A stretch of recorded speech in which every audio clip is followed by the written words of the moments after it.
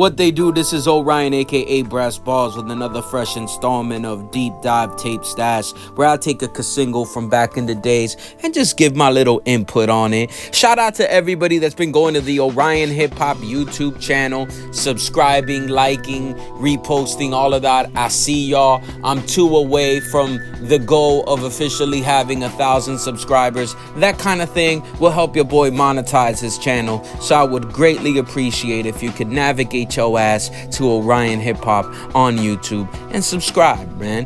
Ring the bell, all that, you know. Let me get into this particular tape single, and this is Skee Lo, I Wish. This was his breakout hit. Skee Lo is an MC from Crenshaw, LA, South Central to be exact. This song's impact cannot be understated. When this came out in the mid-90s, this shit was the flavor. This shit was dope at a time when West Coast really took over the rap game. At this point, Snoop was in full effect, Tupac was in full effect, Dr. Dre was in full effect, Death Row.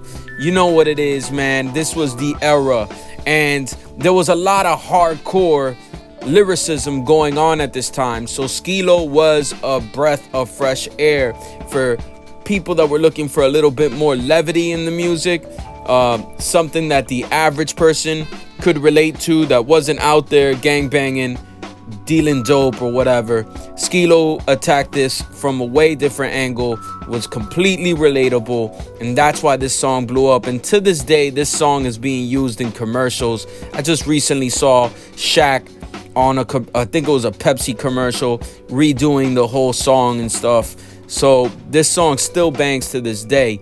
The video was fresh, it was dope. It definitely encapsulated everything that he was saying in the song, and it even did a little parody of a popular flick at that point in time that you may have heard of, called Forrest Gump. But you know, this song was really dope. It really set off Skee Lo. His album, which was of the same name, I Wish, was also a very slept on album. I mean, both the single and the album were certified gold, because he had a follow-up single to this one called Top of the Stairs that was also very dope and very relatable to the average person. And you know, that album was really sick, man. It had a lot of dope production, and it had a lot of dope concept songs that he had in there.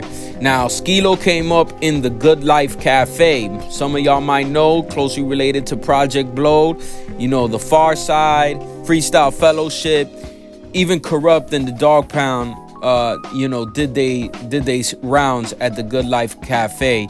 So shout out to them for doing that, man. But the album was actually off of Scotty Brothers, which is the parent company for Sunshine Records. Now, this is where everything takes a big hit for Skee Lo, unfortunately. Industry rule number 4080, record companies are shady. And after this went as big of a hit as it went, Skee Lo, from what I've seen in interviews, from what I've read, did the math. The math was in that mathing, and decided to do an early retirement because of the fact that the contract was just not to his liking. He was not getting paid properly, he felt, and that's why Skee Lo seemingly dropped off the face of the hip-hop universe, you know. But aside from that, he finally got his publishing back. He's back at it, and he has songs that you could go peep, new material that he's put out. This song, though, I Wish, I will say, man, that beat-wise, this beat is perfect. It's got 8 different samples, and I'm not gonna dive into each of the samples, but the way Skee Lo arranged this with another producer at the time, Walter Candor Khan. Now, I don't know how much of a hand he had in on the production and how much Skee Lo had already fleshed out and brought to the table, but this beat is perfect, man. It's got pianos, it's got strings, it's got horns, it's got a dope drum break, it's got everything. It's got all the bells and whistles, and that's what makes this song so dope. Not only the lyrics and what he's saying, but just sonically, this song is perfect, man. If do yourself a favor, if you're a beat connoisseur, go check out the instrumental for the I Wish song, so you could really dive into the intricacies of this beat and see what I'm saying, man, as to why I feel this beat is almost damn near perfect. Now, this tape single does not have the instrumental. It don't got acapella. It does have the street mix of I Wish, and I'm not feeling the street mix. It's way too dramatic.